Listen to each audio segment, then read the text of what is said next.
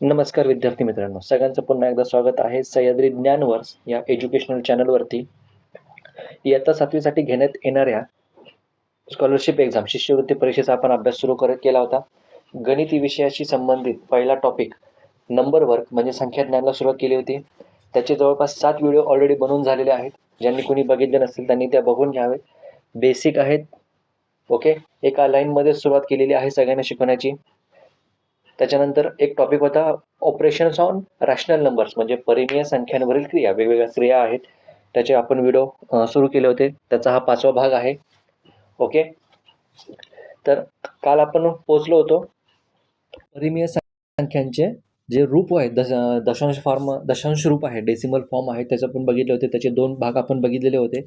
एक होतं खंडित दशांश रूप, दुसरं होतं अखंडित आवर्ती दशांश रूप. ठीक आहे, दोन्ही इथं मागच्या व्हिडिओमध्ये एक्सप्लेन केलेले आहेत. त्यांनी ज्यांना कोणाला कन्फ्युजन असेल किंवा कळालं नसेल तर त्यांनी तो व्हिडिओ जाऊन नक्की बघावा. आज आपण बघणार आहोत हे जे आवर्ती दशांश रूप आहे. ठीक आहे, अखंडित आवर्ती दशांश रूप आहे. आवर्ती म्हणजे ते अखंडित आहे, हे लक्षात ठेवायचे. हे जे आवर्ती दशांश रूप आहे म्हणजे रिकरिंग डेसिमल जो फॉर्म आहे त्याला वल्गर फ्रॅक्शनमध्ये किंवा साध्या किंवा व्यवहारी अपूर्णांकात रूपांतर कसं करायचं ते आपल्याला शिकायचं. ठीक आहे, एक प्रकारे अपूर्णांक जरी इथं लिहिलेला असेल तरी त्याला आपण परिमेय संख्यांमध्ये सुद्धा कन्वर्ट कसं करू शकतो, त्यासाठी पण आपल्याला हीच कन्सेप्ट आपल्याला ॲप्लिकेबल आहे. ओके, हे जे कन्वर्जन आपल्याला करायचं आहे याच्यात सगळ्यात मोठं जे महत्त्वाचं आहे हे जे संकल्पना सूत्र म्हणजे ही जी संकल्पना आहे त्याचं एक सूत्र बनवलं गेलेलं आहे. त्या सूत्रानुसार आपल्याला ते करायचं. ठीक आहे, एक्सप्लेनेशन देता येईल. एक्सप्लेनेशनमध्ये हे सगळं आपल्याला सांगता येतं, बट तुम्हाला नंतर प्रत्येक वेळेला व्हिडिओ तुम्हाला अवेलेबल असेल असं नाहीच आहे. त्यासाठीच एक संकल्पना सूत्र म्हणून एक फॉर्म्युला तयार केला, कन्सेप्ट फॉर्म्युला, की नेमकं तुम्हाला काय करायचं आहे हे तर शिकवायचं आहेच आहे, पण त्याला फॉर्म्युलामध्ये कसं बसवलं आहे तो फॉर्म्युला पण बऱ्याच वेळेला कामाला येऊ शकतो. ठीक आहे, तर सगळ्यात पहिल्यांदा मराठीमध्ये बघूया संकल्पना सूत्र काय आहे. जे काही तुम्हाला आवर्ती नंबर दिलेला आहे, ठीक आहे, आवर्ती दशांश नंबर दिलेला आहे त्याच्यामध्ये डेसिमल पॉईंट असणार आहेत. ओके, सपोज 123.062 असा काहीतरी नंबर दिलेला आहे. याच्यामध्ये तुम्हाला डेसिमल पॉईंट दिसतो आहे. डेसिमल पॉईंटच्या आधी काही नंबर आहेत, डेसिमल पॉईंटच्या नंतर काही नंबर आहेत जे रिपीट होत आहेत. म्हणजे इथं बघितलं तर 062 हा नंबर रिपीट होत आहे. तर यालाच मी 123.123.123.062 वरती बार 062 वरती मी बार लावलेला आहे. या सिम्बॉलचं नाव काय, बार म्हणायचं आहे. ठीक आहे, तर काय लिहिले, दशांश चिन्हांच्या आधी असलेली संख्या याच्यामध्ये 0 सोडून. दशांश चिन्ह कुठे, इथे, त्याच्या आधी कुठली संख्या, 123, म्हणजे हे येणार 123. ठीक आहे, पहिल्यांदा इथं आलं. पुढे दशांश चिन्हाच्या नंतरची पूर्ण संख्या घ्यायची. ठीक आहे, दशांश चिन्हानंतरची पूर्ण संख्या घ्यायची. तर आपला क्वेश्चन काय होता, 123.062च्या वरती बार.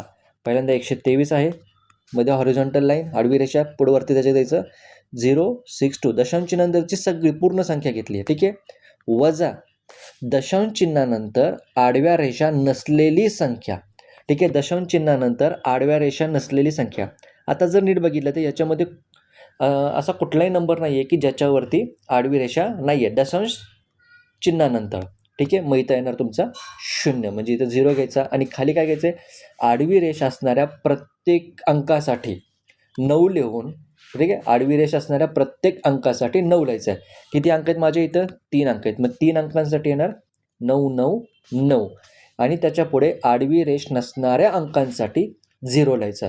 आता ह्याच्यामध्ये कुठल्याही प्रकारचा असा अंक नाही की ज्याच्या डोक्यावरती बार नाही आहे. मग इथं 0 येणार आहे का, तर इथं 0 येणार नाही. मग हे कसं झालं, 123.062 वरती बार केला, याचं अपूर्णांकात रूपांतर कसं झालं, 123 इकडे हॉरिझॉन्टलच्या वरती 62 आणि खालच्या साईडला 999. आता हे 0 फक्त आधीचा 0 लिहिला तरी चालेल, नाही लिहिला तरी चालेल. ठीक आहे, एक्झाम्पलमध्ये लक्षात आले कसं केलेलं आहे. परत एकदा अजून एक एक्झाम्पल घेऊया. ठीक आहे, इथं थोडंसं आता मी हे काय म्हणतात त्याला, पॉइंटर घेत नाही आहे, आता फक्त मी पेन्सिलने घेऊन सांगतो. समजा एक हे आणखीन एक एक्झाम्पल घेऊ, 0.623 आणि 2 3 वर बार टाकला आहे. आता नीट बघितलं तर इथं 2 आणि 3 वर बार टाकलेला आहे, 6 वरती नाही. ओके, मग संकल्पना सूत्र काय? दशांश चिन्हांच्या आधी असलेली संख्या शून्य सोडून. ठीक आहे, दशांश चिन्हाच्या आधी असलेली संख्या, इथं कुठं टाकायचं आपल्याला? दशांश चिन्हांच्या आधी. आता दशांश चिन्हाच्या आधी संख्या काय? शून्य. पण आपल्याला शून्य घ्यायचं आहे का? तर शून्य घ्यायचा नाही. सो इथे या क्वेश्चनमध्ये किंवा या उदाहरणामध्ये इथे काही येणार नाही. पुढे दशांश चिन्हानंतरची पूर्ण संख्या. दशांश चिन्हानंतरची पूर्ण संख्या. तर दशांश चिन्हानंतर पूर्ण संख्या कोणती आहे? बार विसरून जा, बार विसरून जा. पूर्ण संख्या कोणती आहे? 623. ठीक आहे, त्याच्यानंतर वजा करायचे. वजा कोणाला करायचे? दशांश चिन्हानंतर आडव्या रेषा नसलेली संख्या. दशांश चिन्हानंतर, हा दशांश चिन्ह आहे, त्याच्यानंतर राईट साईडला आडव्या रेषा नसलेली संख्या किती आहे? एकच आहे. कोणती संख्या आहे ती? 6. मग ते त्यातनं 6 वजा करायचं. ठीक आहे, खाली आपण मध्ये काय ना, खाली काय ना, आडवी रेषा असणाऱ्या प्रत्येक अंकासाठी, आडवी रेषा असणाऱ्या अंकासाठी प्रत्येकी 9 लिहायचं. जेवढ्या अंकांवरती आडवी रेषा असेल डोक्यावर, त्या प्रत्येकासाठी 1 9 अंक लिहायचा. आता या क्वेश्चनमध्ये दशांश चिन्हानंतर किती असे अंक आहेत? दशांश चिन्हानंतर किती अंक आहेत ज्यांच्या डोक्यावरती आडवी रेषे? तर 2 अंक आहेत. 2 आणि 3 असे किती अंक आहेत? 2 अंक आहेत. आणि प्रत्येकासाठी म्हणजे आपल्या इथं येणार आहे 2 वेळा 9 9. 2 वेळा काय आलं? 9. एकच मिनटं. 2 वेळा 9 9. हे थोडंसं सेन्सेशनचा प्रॉब्लेम आहे. ठीक आहे, जाऊ द्या. 9 9. ओके, पुढे काय लिहायचं? त्यापुढे आडवी रेष नसणाऱ्या अंकांसाठी 0 लिहून बनणारी संख्या. ठीक आहे, इथं आडवी रेष किती? त्याच्यावरती आडवी रेष नाही आहे, फक्त 6 वरती आडवी रेष नाही आहे. ठीक आहे, फक्त 6 वरती आडवी रेष नाही आहे. मग एकच असा अंक आहे ज्याच्यावरती आडवी रेष नाही आहे. मग एका अंकासाठी एकच 0 घ्यायचा आहे. एका अंकासाठी एकच 0 घ्यायचा आहे. ठीक आहे, हे लक्षात आलं सगळ्यांच्या? मग आता हे वजाबाकी करायची. येस, वजाबाकी करायची. मग 623 मधनं 6 गेले तर हे उरतील किती? उरतील बरं? 617. आणि डिनॉमिनेटरमध्ये येणार आहे 990. म्हणजे 0.623 बारचा फ्रॅक्शनमध्ये कन्व्हर्जन, व्यवहारी अपूर्णांकामध्ये आवर्ती दशांश रूपाचं कन्व्हर्जन कशात झालं? वल्गर फ्रॅक्शनमध्ये. हे लक्षात आलं सगळ्यांच्या? इंग्लिशमध्ये बघायला गेलं आपण, इंग्लिशमध्ये पण घेऊया.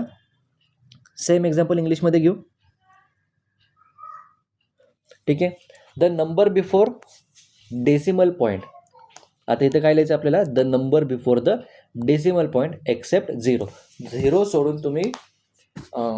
सोडून तुम्ही म्हणजे तिथे ॲक्च्युली 0 लिहिला तरी चालतो, नाही लिहिला तरी चालतो, पण आपला टाईम वाचवायचा आहे म्हणून लिहायची गरज नाही आहे 0 बरं का. बाकी सगळे नंबर लिहावे लागणार तुम्हाला. The number before decimal point. Decimal पॉईंटच्या आधी कोणता नंबर आहे? 0 आहे. 0 लिहायची गरज नाही, त्यामुळे 0 सोडून द्या. पुढं the complete number after decimal point. Which is the number after decimal point? Complete number we have to take. This is a 623 without considering the bar. Bar consider न करता तुम्हाला काय करायचं आहे? कम्प्लीट नंबर घ्यायचा डेसिमल पॉईंट नंतरचा. ठीक आहे, then you have to make a minus. Okay, minus कोणाला मायनस करायचं आहे? Which number we have to minus? The number which do not have a bar on them. ज्याच्या डोक्यावरती the number which do not have a bar sign on its head.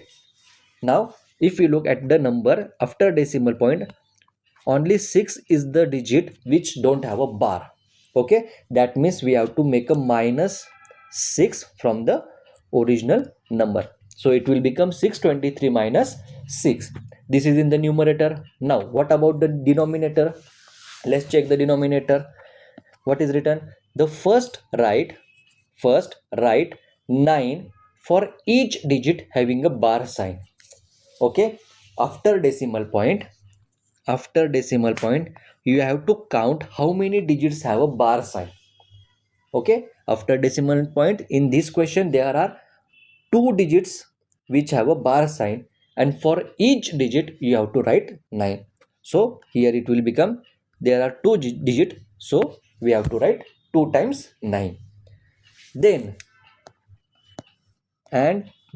write 0 for each digit not having a bar sign on them.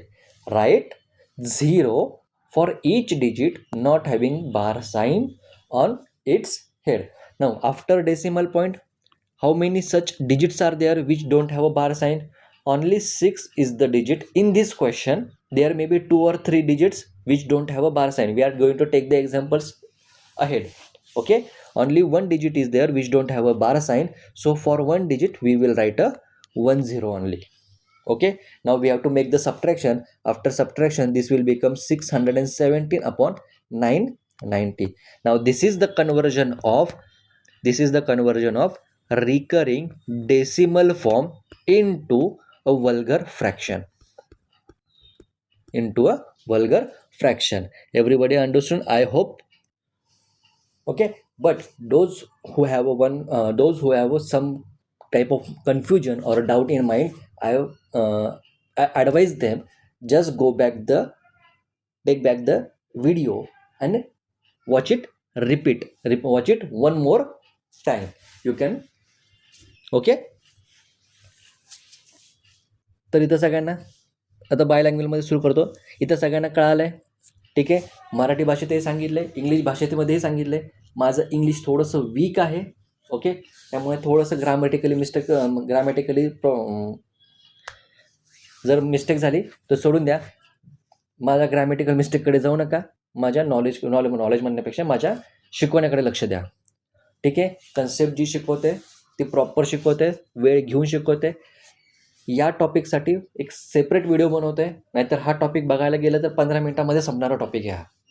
ठीक आहे, 15 मिनिटं पण खूप डोक्यावरून झालं, but हा टॉपिक लवकर डोक्यात जात नाही, म्हणून याच्यावरती मी एक छोटासा व्हिडिओ वेगळा बनवलेला आहे. आजचा व्हिडिओ छोटाच असणार आहे, फक्त या टॉपिकवरती असणार आहे. त्यामुळे मी पूर्ण टाईम घेतोय. जेवढं जास्त डीपमध्ये सांगता येईल, हळू सांगता येईल, तेवढं मी घेतोय. ठीक आहे, सूत्र लक्षात ठेवायचं आहे. नेमकं पहिल्यांदा काय करायचं आहे आपल्याला, इथे दशांश चिन्हाच्या आधी असलेली संख्या घ्यायची आहे, 0 सोडून. The number before decimal point we have to take except 0. Then we have to move to the fraction form, P/Q form. Okay, in the numerator अंशामध्ये काय येणार आहे, दशांश चिन्हानंतरची पूर्ण संख्या, the complete number after decimal point without considering the bar. ठीक आहे, बार लक्षात न घेता तुम्हाला इथं पूर्ण नंबर घ्यायचा आहे. Then you have to subtract, वजा करायचं आहे. काय वजा करायचं आहे, दशांश चिन्हानंतर आडव्या रेषा नसलेली संख्या. बरं का, हे नीट लक्षात ठेवा, नसलेली संख्या. The numbers which do not have a bar sign, ज्याच्या डोक्यावरती बार साईन नाही तो नंबर मायनस करायचा आहे. आणि what will be the in the denominator, शोधामध्ये काय येणार. First of all write the 9 for each digit having a bar sign, ज्यांच्या डोक्यावरती बार साईन आहेत अशा प्रत्येक अंकासाठी 9 लिहायचं आहे. आणि त्याच्यापुढे write 0 for each digit not having a bar sign, ज्याच्या डोक्यावरती बार साईन नाही त्याच्यासाठी 0 लिहायचं आहे. लक्षात आले सगळ्यांच्या, क्लिअर आहे. ज्यांना कोणाला समजलं नसेल त्यांनी परत एकदा रिपीट व्हिडिओ मागे घेऊन बघितला तरी काही प्रॉब्लेम नाही. व्हिडिओ तुमचा आहे, तुमच्यासाठी फ्री आहे, पाहिजे तितक्या वेळेला बघा, पण कन्सेप्ट क्लिअर करा. ठीक आहे, अर्धवट ठेवू नका. पुढे जाऊया, एक्झाम्पल बघूया. 1.6, आता इथं 1.6 दिलेला आहे, 1.6 आणि 6 वरती डॉट आहे, म्हणजे हा जो रिकरिंग डेसिमल फॉर्म आहे, आवर्ती दशांश रूप आहे. हे कसं आहे, 1.6666666 लाईक दिस. ठीक आहे, मग आता याला सॉल्व करायचं आहे. पहिल्यांदा काय होतं, write down the number before decimal point, decimal नंबरच्या आधी कुठला नंबर आहे त्याला लिहून काढायचं, तो इथं 1 लिहिलेला आहे. पुढे फ्रॅक्शनचा form, the complete number after decimal point, decimal point नंतर जेवढा नंबर काय असेल, जेवढे काही अंक असतील ते सगळे घ्यायचे. इथं डेसिमल नंतर किती आहे, एकच अंक आहे, सो इथं फक्त 6 घेतलेला तुम्हाला दिसेल. सबट्रॅक्ट, मायनस करायचं. काय मायनस करायचं, काय वजा करायचं, the digits which don't have a bar sign, ज्यांच्या डोक्यावरती बार साईन नाही आहे त्याला मायनस करायचं. पण या केसमध्ये असा डेसिमल नंतर कोणताही डिजिट नाही की त्याच्या डोक्यावरती बार साईन, बार म्हणजे आता इथं बार आहे, त्याच्याऐवजी आपण डॉट पण वापरू शकतो. हे तुम्हाला मी मागच्या व्हिडिओमध्ये सांगितलेलं आहे. बार किंवा डॉट नाही आहे असा तुम्हाला तिथं नंबर घ्यायचा आहे. असा या एक्झाम्पलमध्ये कुठलाही नंबर नाही आहे, सो -0 केलेलं आहे. ओके. आपण डिनॉमिनेटरमध्ये काय येणार आहे, ज्याच्या डोक्यावरती बार आहे किंवा डॉट आहे त्या प्रत्येकासाठी 9. इथं एकच आहे म्हणून एकच 9 घेतला आहे. आणि पुढे काय लिहायचं होतं, ज्याच्या डोक्यावर बार नाही त्याच्यासाठी 0 लिहायचा होता. इथं असा कोणताही नंबर नाही आहे म्हणून इथं 0 आलेला नाही. मग इथं पुढं काय आलं, 1 and 6/9. ठीक आहे. मग हा तुमचा काय झाला, एक मिक्स टाईपचा फ्रॅक्शन झाला. 1 and 6/9. 1.6/9. मराठीमध्ये याला आपण कसं म्हणतो, 1 पूर्णांक, कारण 1 हा कंप्लीट नंबर आहे. ठीक आहे. 6/9 हा अपूर्णांक आहे. ठीक आहे. म्हणून याला मिक्स फ्रॅक्शन म्हणतो. पूर्णांकयुक्त अपूर्णांक असं मराठीमध्ये म्हटलं जातं मिक्स फ्रॅक्शनला. So 1 and 6/9. ओके. आता इथं मिक्स फ्रॅक्शनची एक खासियत लक्षात घ्यायची. हा पॉईंट ॲक्च्युली लक्षात येत नाही लवकर. हा पॉईंट कुठलाही मिक्स पॉईंट असेल, मिक्स्ड फ्रॅक्शन असेल 2 and 3/4, तर कधी कधी मला विचारावं वाटतं 2 and 3/4 मध्ये कोणतं साईन असेल, इथे कोणतं साईन असेल, हे बऱ्याच जणांच्या लक्षात येत नाही की इथं कोणतं साईन असणार आहे. तर इथं नेहमी लक्षात ठेवायचं, या दोघांच्या मध्ये प्लस साईन असतं. 2 and 3/4 प्लस साईन असतं, मल्टिप्लिकेशन नाही. बऱ्याच जण मल्टिप्लिकेशन असं रॉंग आन्सर देतात. तिथं मल्टिप्लिकेशन असतं, तिथं कोणतं साईन असतं, प्लसचं साईन असतं. हे लक्षात ठेवायचं. काय सांगता येत नाही, प्रश्न याच्यावरही विचारू शकतात.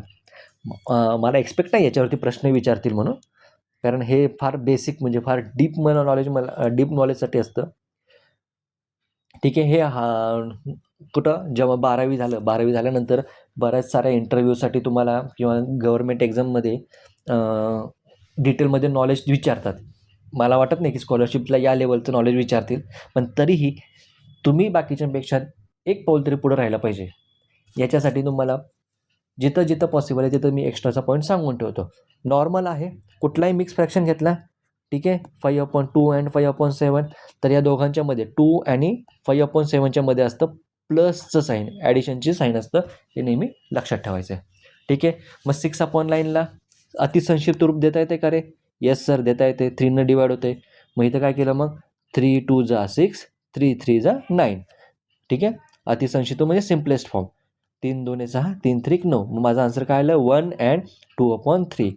हे कोणाचं उत्तर आहे, 1.6 या डेसिमल रिकरिंग डेसिमलचं फ्रॅक्शनल वल्गर फ्रॅक्शनलमधलं कन्व्हर्जन आहे. ठीक आहे. अजून एक एक्झाम्पल पुढे घेतलेलं आहे बघा, 0.23 बार. ओके. आता परत एकदा, डेसिमलच्या आधी जो नंबर आहे तो किती आहे, 0 आहे. त्यामुळे इथं 0 येणार आहे. लिहिला तरी चालतो, नाही लिहिला तरी चालतो, शक्यतो लिहू नका, कारण ऑप्शनमध्ये तुम्हाला 0 देणार नाही. ओके. पुढं ज्या नंबरवरती बार आहे, ज्या नंबरवर बार नाही, सॉरी 0 झाला. त्याच्यानंतर कंप्लीट नंबर घ्यायचा आहे. कंप्लीट नंबर डेसिमल पॉईंट नंतरचा कंप्लीट नंबर किती आहे, 23 आहे, म्हणून तो 23 घेतला. मायनस सबट्रॅक्शन करायची. कोणाची सबट्रॅक्शन करायची आहे, ज्याच्या डोक्यावर बार नाही आहे तो नंबर सबट्रॅक्ट करायचा आहे. या केसमध्ये असा कोणताही नंबर नाही आहे म्हणून इथं लिहिलं आहे 0. ओके. आणि डिनॉमिनेटरमध्ये येणार आहे, ज्याच्या डोक्यावर बार आहे त्या प्रत्येकासाठी 9. इथं 2 नंबर आहेत, 2 आणि 3, म्हणून दोघांसाठी 2 9 9 घेतलेत.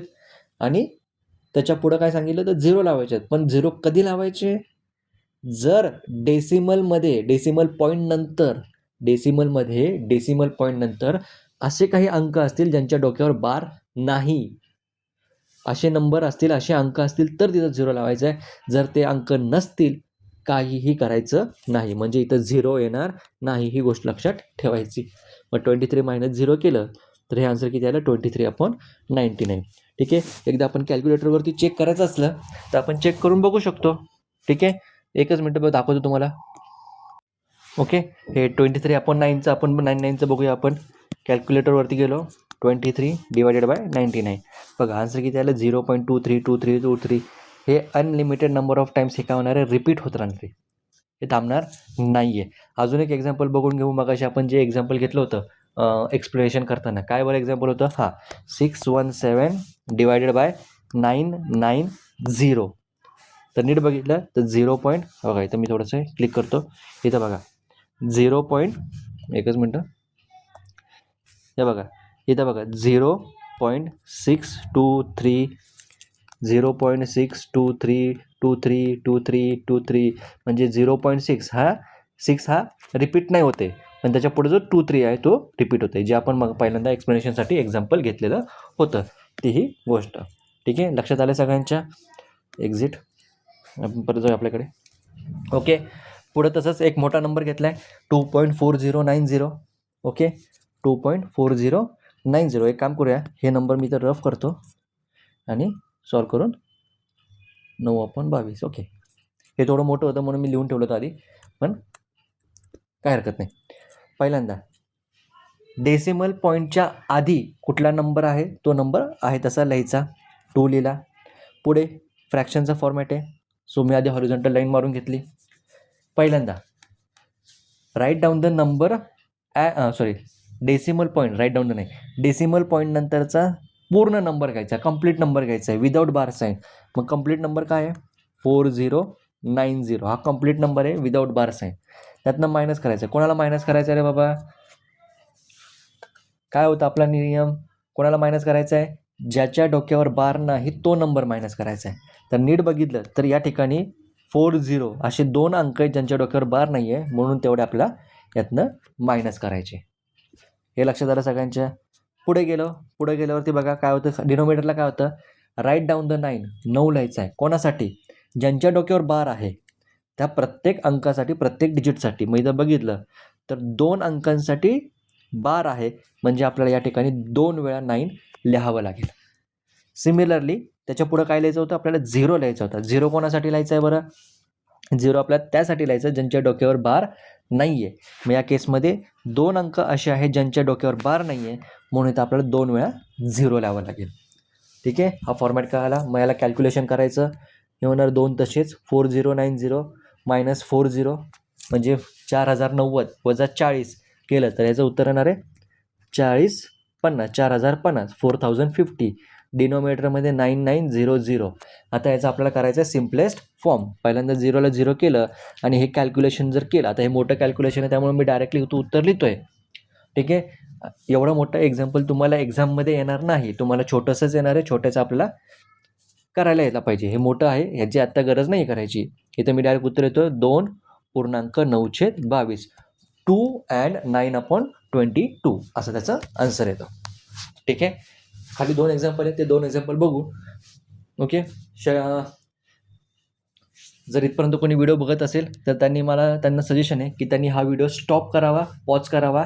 याचं उत्तर त्यांनी आधी प्रॅक्टिसमध्ये सॉल्व करायचं आहे आणि मग माझा व्हिडिओ पुढं प्ले करून चेक करायचं आहे की त्यांचं उत्तर बरोबर आहे की नाही. जर बरोबर आलं तर एक नंबर बेस्ट आहे, म्हणजे माझी शिकवण्याची मेथड तुम्हाला कळते आहे, याचा मला आनंद आहे. पण जर इन केस नाही चुकलं तर नेमकी कुठं चूक झाली आहे ते चेक करा आणि हा व्हिडिओ परत बघा. ठीक आहे, आपल्याला कन्सेप्ट क्लिअर झाल्याशी मतलब आहे, बाकी आपल्याला काही मतलब घेणं देणं नाही आहे. ओके, 0.27 डेसिमल पॉईंटच्या आधी कोणता नंबर आहे? 0. 0 लिहिला तरी चालतो, नाही लिहिला तरी चालतो. इथं मी लिहिणार नाही, कारण एक्झाममध्ये जे ऑप्शन असणार त्याच्यामध्ये ते देणार नाही आहेत. पुढे डेसिमल पॉईंट नंतरचा कंप्लीट नंबर आहे 27. मायनस वजा करायचं. काय वजा करायचं आहे? ज्याच्या डोक्यावरती बार साईन नाही आहे असा नंबर. इथं असा कोणताही नंबर नाही आहे म्हणून मी घेतला 0 अपॉन डिनोमिनेटरमध्ये काय येणार? प्रत्येक बार असलेल्या प्रत्येक अंकासाठी 9 लिहायचं आहे. 2 अंक आहेत म्हणून इथं येणार 99 येणार. ठीक आहे, आणि पुढे 0 घ्यायचा असतो, पण कोणाला? बार नसलेल्या अंकांसाठी. असा इथं कोणताही एकही अंक नाही आहे म्हणून मी 0 घेत नाही. मग याला सॉल्व करायला गेलो तर 27 मायनस 0 हे होणार आहे 27/99. आता याचा सिम्पलेस्ट फॉर्म. ठीक आहे, आता बघितलं तुमच्या मेंदूला, ब्रेनला असं ट्रेन करायचं आहे तुम्हाला की बघितलं लक्षात आलं पाहिजे की कोणत्या नंबरने डिवाईड झालं पाहिजे. ठीक आहे, आता जर बघितलं तर ह्याला 9 डिवाईड होतो, 3 डिवाईड होतो. हे लहान बाळ सांगणार सर 3 डिवाईड होते. हे लहान बाळांचं काम आहे. आपल्याला स्कॉलरशिप करायची आहे. स्कॉलरशिपच्या लोकांनी लक्षात आलं पाहिजे 9 डिवाईड होतं आहे. 9 3 27, 9 11 99, 9 3 27, 9 11 99. म्हणजे याचं उत्तर आलं 3/11. ओके, ज्यांचं उत्तर ज्यांनी पॉज करून ह्याला सोडवलं आहे त्यांचं उत्तर बरोबर आलं असेल तर मस्तपैकी व्हिडिओला लाईक ठोका. ओके, आणि ज्यांचं उत्तर चुकलेलं आहे त्यांनी हा व्हिडिओ परत बघा आणि सबस्क्राईब करा चॅनलला, कारण असेच चांगले व्हिडिओ तुमच्यासाठी परत अजून घेऊन येणार आहे. भरपूर आहे. आताची फक्त सुरुवात आहे. अभी दिल्ली दूर है, अभी तो शिप सुरुवात है. ठीक आहे. पुढचा एक क्वेश्चन बघूया. एवढा क्वेश्चन बघून घेऊ, एवढा क्वेश्चन सॉल्व करून आपण थांबूया. ठीक आहे. 3.143 डॉट डॉट डॉट याचा मिनिंग आहे, हा जो क्वेश्चन आहे 3.143च्या डोक्यावर बार. 3.143च्या डोक्यावर बार. काय हरकत नाही, सॉल्व करूया. आधी डेसिमल पॉईंटच्या आधी जो नंबर आहे तो घेतला. पुढं न्यूमरेटर अपॉन डिनॉमिनेटरचा फॉर्म, फ्रॅक्शनचा फॉर्म, पूर्ण नंबर डेसिमल पॉईंट नंतरचा पूर्ण नंबर म्हणजे 143 मायनस. ठीक आहे. ज्याच्या डोक्यावर बार नाही आहे असा नंबर मायनस करायचा डेसिमल पॉईंट नंतरचा. डेसिमल पॉईंट नंतरचा लक्षात ठेवायचा, असा डेसिमल पॉईंट नंतरचा कोणीच नाही म्हणून 0. ठीक आहे. प्रत्येक अंकासाठी 9 लिहायचं आहे ज्याच्या डोक्यावर बार आहे. इथं 3 अंक आहेत, इथं 1 2 3 असे 3 अंक आहेत ज्याच्या डोक्यावर बार आहे, म्हणून इथं माझं 3 वेळा 9 येणार. ठीक आहे. 3 वेळा 9 येणार आहे.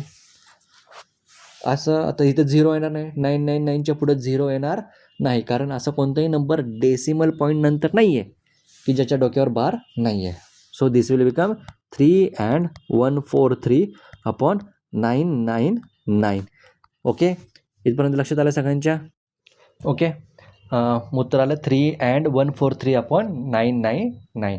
ओके. आता हा मोठा नंबर आहे, एवढा मोठ्या नंबरचं तुम्हाला एक्झाम्पल येणार नाही आहे, सो ह्याला सॉल्व करत बसायचं नाही. आणि असंही बघायला गेलं, हा जो नंबर आहे 143 143 अपॉन 999 हा ॲक्च्युली मुळातमध्येच अतिसंक्षिप्त रूप आहे, हा सिम्पलेस्ट फॉर्म आहे. ह्याच्यामध्ये असा कोणताही कॉमन नंबर नाही आहे की आपण भाग देऊ शकतो. ठीक आहे. आय होप की सगळ्यांना शिकवणं कळालेलं, लक्षात आलं असेल, क्लिअर झालं असेल. अशा टाईपचे एक्झाम्पल जेवढे जास्त सॉल्व करता येतील तेवढे जास्त सॉल्व करा. आपण घेणार आहोत, एकदा का थिअरी सगळी शिकवून झाली, एकदा का सगळे मुद्दे शिकवून झाले की आपण क्वेश्चन घेणार आहोत. ठीक आहे. पण क्वेश्चन सोडवण्यासाठी आधी काय म्हणतात त्याला, काय करायचं हे माहिती पाहिजे. ठीक आहे. काय काय असतं हे माहिती पाहिजे, बेसिक माहिती पाहिजे, पाया माहिती पाहिजे, मग आपण एक्झाम्पल तर कितीही सोडू शकतो. ठीक आहे. एक्झाम्पल आपण जर आपल्याला माहिती असेल की नेमकं काय करायचं आहे, कसं करायचं आहे, तर आपण एक्झाम्पल कुठलाही येऊ द्या, सॉल्व करायचं आहे. ओके. हे लक्षात आलं आहे. व्हिडिओ मी म्हणतो ज्यांना अजूनही डाऊट असेल, हा व्हिडिओ पुन्हा एकदा बघा. नेटवरती भरपूर सारे तुम्हाला एक्झाम्पल सापडून जातील, बट नेटवरती एक्झाम्पल जरी तुम्ही शोधले तरी आधी तुम्ही सोडवा, मग त्याचे आन्सर चेक करा. ओके. आपण स्कॉलरशिपचे एक्झाम्पल आपण पुढे घेणार आहोतच, बट आधी थिअरी कंप्लीट करायची, मग एक्झाम्पलकडे जायचं. ओके. आय होप सगळ्यांना हा व्हिडिओ परत एकदा आवडला असेल तर मस्तपैकी एक लाईक ठोका. ओके. लाईकचं बटन दाबा, सबस्क्राईब करा, चॅनलला सबस्क्राईब नक्की करा. जे कोणी नवीन असतील त्यांनी चॅनलला सबस्क्राईब करा. आणि जे कोणी स्कॉलरशिपचा, तुमच्या आजूबाजूला कोणी स्कॉलरशिपचा अभ्यास करत असेल त्यांना या चॅनलला भेट द्यायला नक्की सांगा. ठीक आहे. तोपर्यंत तुम्ही अभ्यास करत राहा. पुन्हा भेटूया. आज हा व्हिडिओ मी इथे थांबवतोय. आज फक्त एवढा छोटा एकच टॉपिक घेतला आहे, याच्यावरती मी पूर्ण लक्ष याच्यावरतीच दिलेलं आहे. ओके. तर आज आपण थांबूया इथे. पुन्हा एकदा भेटूया नवीन व्हिडिओसह, नवीन मुद्द्यासह. ठीक आहे. तोपर्यंत अभ्यास करत राहा. भेटूया. जय हिंद, जय महाराष्ट्र.